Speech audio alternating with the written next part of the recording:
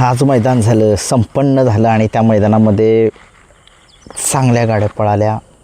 सगळ्या फायनलमध्ये ज्या गाड्या पळाल्या त्यांचं कौतुक, सेमीला गाड्या पळाल्या त्यांचं कौतुक, गटाला गाड्या पळल्या तेवढ्या सगळ्यांचं कौतुक. आज सगळ्या महाराष्ट्राला एक लक्ष होतं ते बकासूर होती. सगळ्या महाराष्ट्राला माहीत आहे हा नंदी जो आहे तो गुलालाचा बेताज बादशाह आहे आणि हा नंदी ज्या ज्या ठिकाणी पळतो त्या त्या ठिकाणी मैदान जे आहे ते उत्तमरित्या पार पडतं. त्या मैदानाला त्या बकासूरचा पाय जरी लागला तर ते मैदान जे आहे ते खूप मोठं होतं आणि तसंच आज मैदान जे आहे ते खूप मोठं झालं बकासूरच्या आशीर्वादाने. सगळ्या महाराष्ट्राचा एक लाडका बैल आहे तो आणि त्याला एक पराभवाने शेवटी तो जिंकला आहे मित्रांनो. तो जिंकला आहे, तो फायनलमध्ये राहिला, हेच सगळ्यांसाठी चांगला आनंदाची गोष्ट आहे. आता प्रेक्षक वगैरे काही काही नाही आलं. शेवटी गाडी कमी पळाली फायनलला, परंतु असो शेवटी त्या फाटीतून एकसुद्धा गाडी जिंकलेली नव्हती आणि ती फाटीच तशा पद्धतीची होती. परंतु असू द्या, जे हार झालेलं आहे फायनलमध्ये ते मान्य करायची आणि पुढेच बघायचं कोणतं मैदान येते नवीन. परंतु असो बकासूरने सेमीलाच दाखवून दिलं होतं की संबंध महाराष्ट्राला की तो या बैलगाडा शर्यत क्षेत्रामधील एक गुलालाचा बेताज बादशाह आहे आणि बादशाहच राहील. आणि नशिबामध्ये कडच काय येते हेच काय समजेनं झाले. तुम्ही बघितलं ज्यावेळेस मोठं मैदान येईल त्यावेळेस बकासूर कडेला हे मला काय समजेनं झालं. हे अजून एक मनामध्ये प्रश्नचिन्ह माझ्या गोंगवत आहे. तुम्ही पुशेगावचं मैदान घ्या, पेडगावचं मैदान घ्या, श्रीनाथ केसरीचं मैदान घ्या आणि हे सुद्धा मैदान घ्या. एक डोक्याच्या पलीकडचा विषय आहे हा. काही समजेना मोठं मैदान बकासूरला पब्लिकने कडच का. यावरती थोडंसं कमेंट तुम्ही सांगा आता काय नक्की काय याच्यावरती उत्तर तुम्ही द्या. परंतु असो तो मुका जीव आहे बकासूर आपला. त्याला बोलता जर येत नसेल तर त्याला सगळं माहीत आहे. त्याचा आशीर्वाद संबंध महाराष्ट्रातील जेवढे नंदी असतील त्याच्यासोबत जे पळणारे असतील, त्याच्या गटामध्ये पळणारे असतील, शेमीमध्ये पळणारे असतील, त्याचा आशीर्वाद कायम राहतो.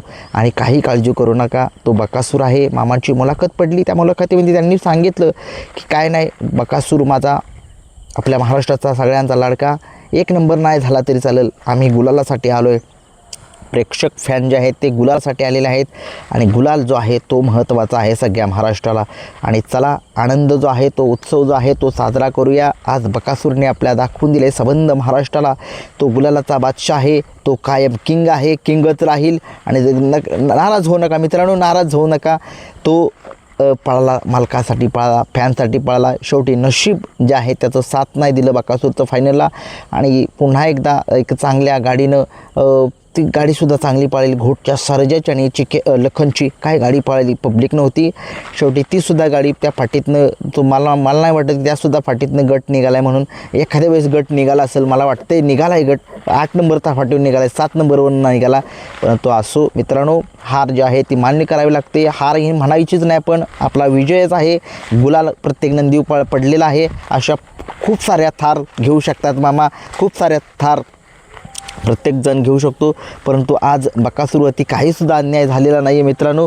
आज शेवटी बकासूरवरती अन्याय फक्त तोच म्हणावा लागेल की बकासूरच्या नशिबाचा कड म्हणावा लागेल. हाच अन्याय म्हणावा लागेल की नशीब बकासूरचं जे आहे ते साथ देत नाही आहे. प्रत्येक मोठ्या मैदानामध्ये कड याचं हेच फक्त मनामध्ये सारखं घोंगतं आहे माझ्या, तेच काय कळेना मला. असू द्या, चला, काही होत नाही आहे. एका यात्रेने काय देव म्हातारा होत नाही आहे. असे खूप सारे त्याचे गुलाल आहेत. खूप त्याने 2 थार मिळवल्यात आणि अनेक नवीन नंदींनासुद्धा थार नको करे. खूप सारे नंदी त्याच्या आशीर्वादाने पळतात. बकासूरचा आशीर्वाद त्यांच्यावरती कायम असतो. आणि आज खरंच शंभू आणि रायबा या जोडीनं आज 1 नंबरचं पारितोषिक पटकवलं. त्यांचं खूप आभार. आणि चांगली गाडी पळाली. विठ्ठल नाना यांचा घरचा साथ, अजय शेट यांचा घरचा साथ, त्यासुद्धा गाडीनं चांगली गाडी पळाली. शंभू आणि रायबा ही सुद्धा 1 नंबरची थारची मानकरी झाली. विठ्ठलांची गाडी 2 नंबरचीच मानकरी झाली असतील असं मला वाटते. कमेंट्स बॉक्समध्ये सांगा कुणी कितवा नंबर केला आहे. येडा लक्षसुद्धा चांगला पळाला, मल्हारसुद्धा चांगला पळाला, रैनासुद्धा चांगला पळाला, चिक्यासुद्धा चांगला पळाला. सगळे नंदी चांगले पळाले. सगळ्यांचं कौतुक करतोय. परंतु थोडंसं मनामध्ये थोडंसं वाईट वाटलं ही गाडीची हीच गाडी प्रत्येक वेळेस मैदानामध्ये कडच का, 1 नंबरच फाटी का, काय होते काय समजेना, हा विषय डोक्याबाहेरचा आहे. परंतु असो, हे बैलगाडा शर्यत क्षेत्र आहे. इथे प्रत्येकाला जो आहे तो जे नियम आहेत ते सगळ्यांना सारखे आहेत. कुणीही त्यामध्ये लहान किंवा मोठा नसतो. जे आहे ते आहे आणि सत्य परिस्थिती आहे. परंतु नशीब जे आहे ते बकासूरचं कधी फायनलनं साथ देणं झाले. परंतु असो, चला, हे जे हार जी झालेली आहे ती हार नाही, आपला गुलाल आहे, जिंकलेला आहे आपण. आणि असो, खूप साऱ्या शुभेच्छा. सगळ्यांनी दिला. मैदान खूपरित्या चांगलं पार पडलं.